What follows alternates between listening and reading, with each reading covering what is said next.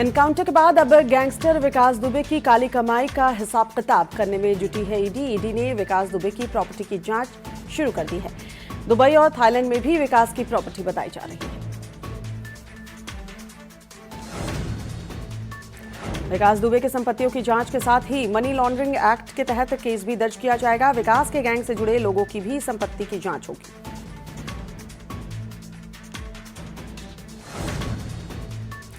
कानपुर में 8 पुलिसकर्मियों की हत्या में शामिल दुर्दांत अपराधी विकास दुबे के एनकाउंटर के बाद उत्तर प्रदेश की योगी सरकार ने उसका कच्चा चिट्ठा खोलने और उसके सहयोगियों को बेनकाब करने के लिए एसआईटी का गठन किया है।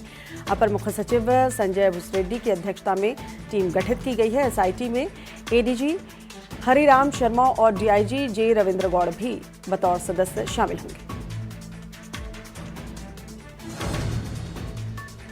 एसआईटी के गठन के बाद बड़े अफसरों पर सरकार का शिकंजा जो है कसने वाला है। जांच के बाद बड़े अफसरों पर गाज दे सकती है। बीते 1 साल में कानपुर में तैनात रहे डीएम, एसएसपी, आईजी, एडीजी जांच के दायरे में।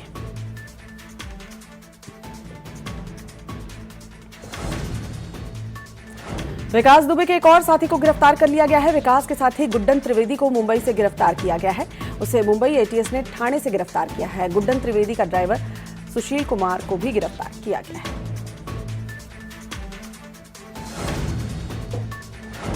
गैंगस्टर विकास दुबे का एनकाउंटर से पहले डांस का वीडियो सामने आया है। दरअसल विकास ने अपने साथी की शादी में डांस किया था। अब ये वीडियो वायरल हो रहा है।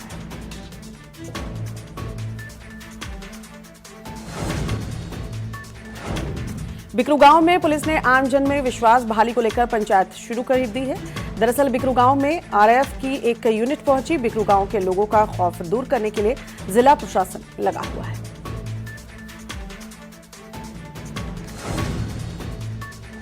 पुलिस विकास दुबे के बिकरू गांव में मुनादी करा रही है। गांव वालों को हथियार जमा करवाने का आदेश दिया गया है। साथ ही पुलिस वालों ने कहा है कि हथियार जमा न कराने पर विधिक कार्रवाई की जाएगी। दबिश के दौरान गांव वालों ने पुलिस का हथियार लूट लिया था। विकास दुबे एनकाउंटर को लेकर 2 पक्षों में बहस के बाद लोग आपस में भिड़ गए, जिसमें बीजेपी मंडल अध्यक्ष सहित 3 लोग घायल हो गए। पुलिस ने दोनों पक्षों पर कई गंभीर धाराओं के तहत केस दर्ज कर लिया है। इसमें पुलिस ने 2 लोगों को गिरफ्तार भी किया है।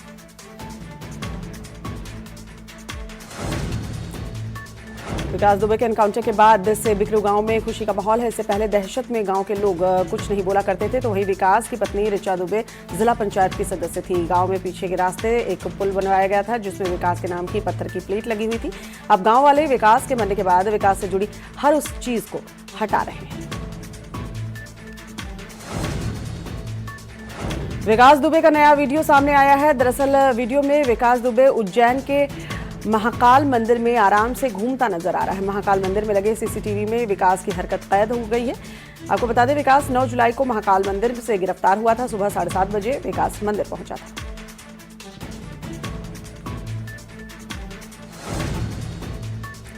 विकास दुबे एनकाउंटर मामले में यूपी एसटीएफ की टीम जांच के लिए उज्जैन पहुंची। विकास दुबे कहां रुका था, पुलिस इसकी जांच करेगी। साथ ही किस किस के संपर्क में वो था, इसकी भी जांच की जाएगी। विकास दुबे के 2 सहयोगियों को ग्वालियर से गिरफ्तार कर लिया गया है। दरअसल दोनों सहयोगियों पर वांटेड क्रिमिनल्स शशिकांत पांडे और शिवम दुबे को छिपाने का आरोप है। दोनों अपराधियों को ग्वालियर से अपने घर में उन्होंने छिपाया था। आपको बता दें कि कानपुर के चौबेपुर पुलिस ने इन्हें गिरफ्तार किया। विकास दुबे के सहयोगियों पर शिकंजा कसने की पुलिस तैयारी कर चुकी है। विकास के सबसे करीबी माने जाने वाले जय वाजपेयी पर शिकंजा कसने की तैयारी में पुलिस लगी हुई है। सूत्रों से पता चला है कि विकास का पैसा जय वाजपेयी ने अपने धंधों में लगा रखा था। प्रॉपर्टी, होटल, जानवरों के व्यापार में पैसे इन्वेस्ट करवाता था। सूत्रों की माने तो पुलिस को जय वाजपेयी के खिलाफ पर्याप्त सबूत मिले हैं। अतीक अहमद के भाई को दूसरे जेल में ट्रांसफर किया गया है। मोहम्मद अशरफ को नैनी जेल से बरेली सेंट्रल जेल भेजा गया है। मोहम्मद अशरफ 1 लाख का इनामी बदमाश था। पुलिस ने 2 जुलाई को मोहम्मद अशरफ को गिरफ्तार किया था। अशरफ की गिरफ्तारी राजूपाल हत्याकांड मामले में हुई। शिवली के पूर्व चेयरमैन ने पुलिस में से सुरक्षा मांगी है। दरअसल पूर्व चेयरमैन ललन वाजपेयी ने विकास दुबे के साथियों से जान को खतरा बताया है। 2002 में ललन वाजपेयी पर विकास ने हमला करवाया।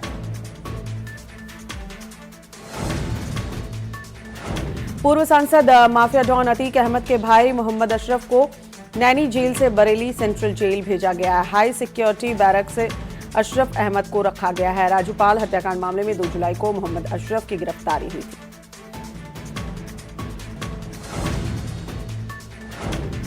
गुजरात में अपनी पकड़ मजबूत करने के लिए अब कांग्रेस ने हार्दिक पटेल पर नया दांव खेला है। पार्टी ने हार्दिक पटेल को बड़ी जिम्मेदारी सौंपते हुए गुजरात कांग्रेस का कार्यकारी अध्यक्ष बनाया है।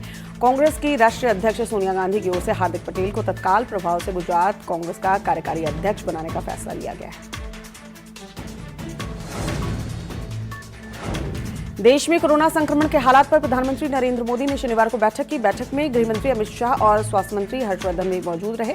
नीति आयोग के सदस्य और कैबिनेट सचिव ने बैठक में हिस्सा लिया। प्रधानमंत्री नरेंद्र मोदी ने दिल्ली में कोविड-19 के हालात से निपटने में केंद्र और राज्य और स्थानीय अधिकारियों के प्रयासों की सराहना करते हुए निर्देश दिया कि पूरे राष्ट्रीय राजधानी क्षेत्र में महामारी को काबू में करने के लिए दूसरे राज्य सरकार भी इस तरह के तरीके अपनाएं।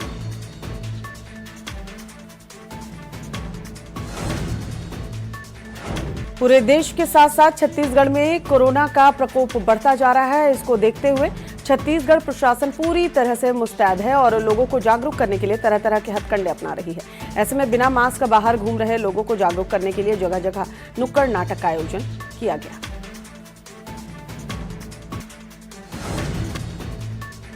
सीएम योगी आदित्यनाथ अपने सरकारी आवास पर जनसंख्या स्थिरता पखवाड़ा का शुभारंभ किया है। इस अवसर पर उन्होंने कोविड-19 की जांच के लिए 7 नई लैब का उद्घाटन किया। इससे कोरोना की टेस्टिंग में तेजी आई।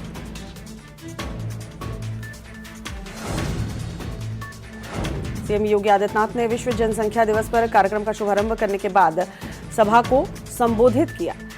इस अवसर पर उन्होंने कहा कि आज के दौर में हम लोग बेहद चुनौती झेल रहे हैं। कोविड-19 के साथ ही बरसात के मौसम में संचारी रोग भी बढ़ने की संभावना ज्यादा बढ़ गई है। सीएम योगी आदित्यनाथ ने कहा कि प्रदेश में शिशु मृत्यु दर को कम करने में हम सफल रहे हैं। विश्व जनसंख्या दिवस पर हमारा प्रयास प्रदेश की जन्म दर को राष्ट्र स्तर से कम करने का है। साथ ही कहा कि प्रदेश में हमने शिशुओं के स्वास्थ्य के लिए अलग से आधुनिक व्यवस्थाएं की हैं। माताओं के स्वास्थ्य का भी ध्यान रखा जा रहा है। समय पर बच्चों का टीकाकरण अभियान चलाया जा रहा है। दुनिया भर में बढ़ती जनसंख्या के प्रति लोगों को जागरूक करने के लिए हर 11 जुलाई को विश्व जनसंख्या दिवस मनाया जाता है। इस दिन को मनाने का उद्देश्य यह है कि विश्व के हर एक व्यक्ति बढ़ती जनसंख्या की तरफ ध्यान दे और जनसंख्या को रोकने में अपनी भूमिका अदा करे।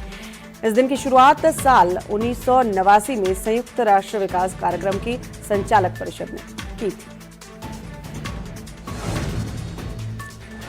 वर्तमान में सबसे तेज गति से जनसंख्या वृद्धि करने वाला देश नाइजीरिया है, जहां 2050 तक अमेरिका को पीछे छोड़कर तीसरे स्थान पर पहुंचने की संभावना हो गई है। दुनिया भर में बुजुर्गों की संख्या में लगातार वृद्धि हो रही है। साल 1950 में बुजुर्गों से कहीं ज्यादा संख्या में युवा थे।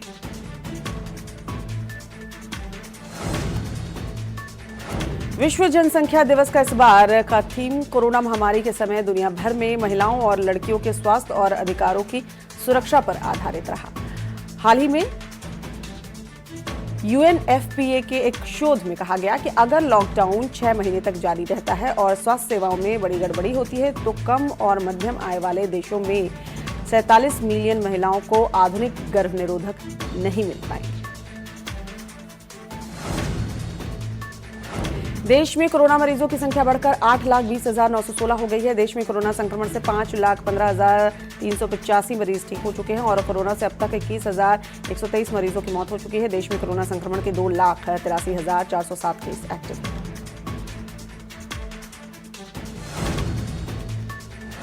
यूपी में कोरोना मरीजों की संख्या में लगातार इजाफा हो रहा है। बीते 24 घंटे में 1,403 नए केस सामने आए हैं। यूपी में कोरोना मरीजों की संख्या 35,092 हो गई है। 22,689 मरीज इलाज के बाद ठीक होकर घर लौट चुके हैं। यूपी में कोरोना से अब तक 913 मरीजों की मौत भी हुई है। वहीं यूपी में कोरोना संक्रमण के 11,490 केस एक्टिव हैं। उत्तराखंड में 45 नए कोरोना मरीज सामने आए हैं। बीते 24 घंटे में 12 लोगों को डिस्चार्ज भी किया गया है। उत्तराखंड में कोरोना मरीजों की संख्या 3,417 पहुंच गई है। 2,718 मरीज इलाज के बाद ठीक होकर घर भी लौट चुके हैं। 46 मरीजों की इलाज के दौरान मौत हो चुकी है। उत्तराखंड में कोरोना संक्रमण के 623 केस फिलहाल एक्टिव है। कोरोना वायरस के बढ़ते प्रकोप को देखते हुए यूपी में योगी सरकार ने 55 घंटे का लॉकडाउन लगाया है। उत्तर प्रदेश में कल रात 10 बजे से एक बार फिर लॉकडाउन शुरू हो चुका है। लॉकडाउन 13 जुलाई की सुबह 5 बजे तक जारी रहेगा। हालांकि इस दौरान धार्मिक स्थल, अस्पताल और जरूरी सामान की दुकानें खुली रहेंगी।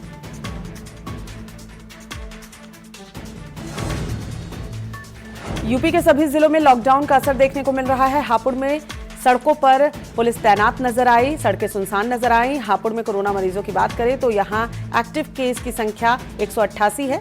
कुल 629 मरीज ठीक होकर डिस्चार्ज किए जा चुके हैं। वहीं जिले में अब तक 17 लोगों की कोरोना संक्रमण से मौत हुई है। रायबरेली में भी लॉकडाउन का सख्ती से पालन करवाया जा रहा है। पुलिस और प्रशासन सड़कों पर गश्त कर रहा है। सड़कों पर सन्नाटा पसरा नजर आया। पुलिस ने फ्लैग मार्च किया, साथ ही लोगों से घरों में ही रहने की अपील की। जब तक जरूरी ना हो घर से बाहर न निकलें।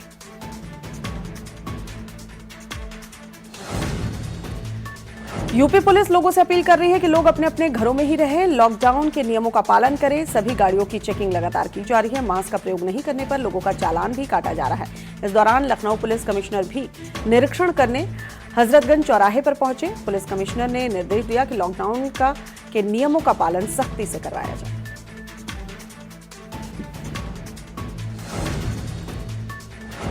पचपन घंटे के लिए यूपी में लॉकडाउन लगाया गया है। लॉकडाउन का सख्ती से पालन कराने के लिए पुलिस जगह जगह मुस्तैद नजर आ रही है।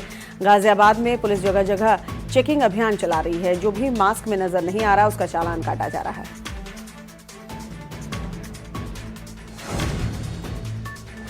लॉकडाउन को लेकर प्रयागराज में प्रशासन पूरी तरह से अलर्ट है। लोगों की भीड़ को लेकर प्रशासन सख्त नजर आ रही है। घर से बाहर निकलने वालों पर सख्त कार्रवाई की जा रही है।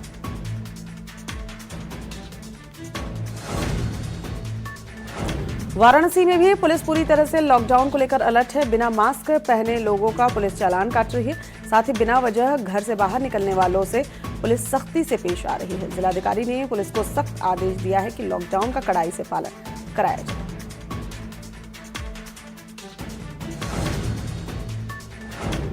यूपी में अनलॉक 2 के बीच 55 घंटे का लॉकडाउन जो लगाया गया है, इसका असर कासगंज में भी देखने को मिला। सड़कों पर सन्नाटा पसरा रहा। दूर दूर तक कोई भी नजर नहीं आ रहा। वहीं पुलिस भी चप्पे चप्पे पर नजर बनाए हुए है।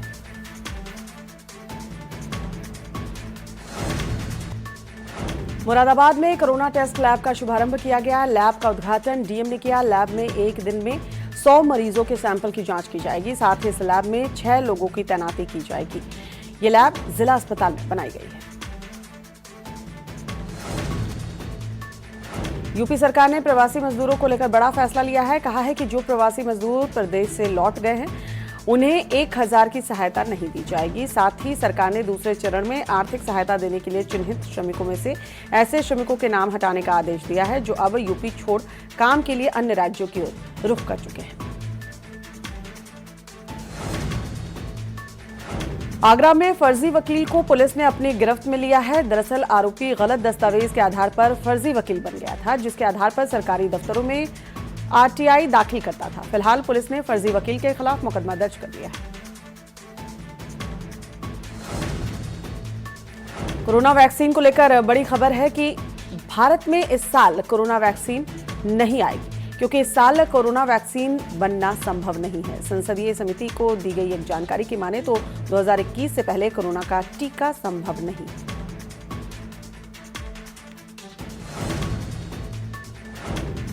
WHO ने मुंबई के सबसे बड़े स्लम एरिया धारावी में कोरोना वायरस ब्रेक के लिए तारीफ की है। WHO ने कहा है कि धारावी में कोरोना वायरस को रोकने के लिए किए गए प्रयासों की बदौलत आज ये इलाका कोरोना से फ्री होने के कगार पर है। साथ ही कहा कि इस राष्ट्रीय एकता और वैश्विक एकजुटता के साथ मिलकर ही इस महामारी को रोका जा सकता है। उत्तराखंड के बाजपुर में प्रशासन की बड़ी लापरवाही सामने आई है, जहां एक युवक 7 दिन में क्वारंटीन सेंटर में नहीं रुका और अपने घर चला गया, लेकिन प्रशासन ने कोई ठोस कदम नहीं उठाया। शिकायत दर्ज होने के बाद सीओ ने युवक को तुरंत क्वारंटीन करने का निर्देश दिया। साथ ही युवक पर अलग अलग धाराओं में मुकदमा दर्ज किया। काशीपुर में 100 से अधिक लोगों पर कोरोना का खतरा मंडरा रहा है। दरअसल समारोह में करीब 100 लोग शामिल हुए थे, जिसमें से 40 लोगों के सैंपल भेजे गए। 14 लोगों की कोरोना रिपोर्ट पॉजिटिव आई। स्वास्थ्य विभाग के साथ समारोह में शामिल लोगों में हड़कंप मचा हुआ है। काशीपुर के एक होटल में 29 जून को कार्यक्रम हुआ था। इस कार्यक्रम में कई लोग शामिल हुए थे।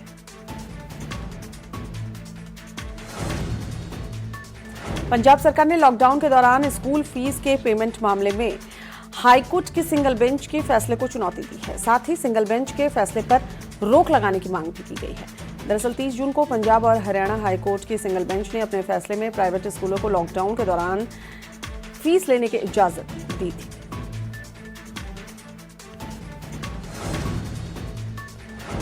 अमेरिका में कोरोना वायरस के 70,000 नए केस 24 घंटे में सामने आए हैं। ये अब तक की सबसे बड़ी उछाल है। इसी बीच राष्ट्रपति डोनाल्ड ट्रंप ने फैसला किया है कि वो अपने हर दौरे पर मास्क पहनेंगे।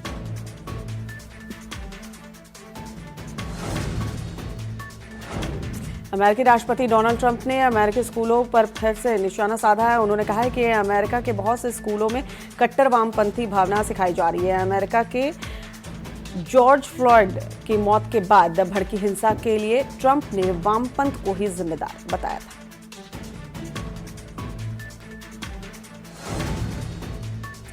चीन में उइगुर मुस्लिमों पर हो रहे अत्याचार को लेकर अमेरिका ने कड़ा रुख अपनाते हुए चीनी अधिकारियों पर प्रतिबंध लागू कर दिए हैं। अमेरिका के इस कदम के बाद चीन का कहना है कि वो अमेरिका के खिलाफ पारस्परिक उपाय करेगा।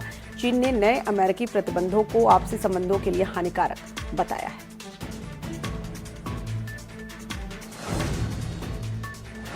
एक बार फिर अमेरिका के राष्ट्रपति डोनाल्ड ट्रंप ने कोरोना वायरस को लेकर चीन पर हमला बोला है। साथ ही कहा है कि चीन के साथ दूसरे चरण के व्यापार समझौते की प्राथमिकता कम हो गई है। डोनाल्ड ट्रंप ने कहा है कि वो चीन के साथ व्यापार समझौते के अगले चरण के बारे में नहीं सोच रहे हैं।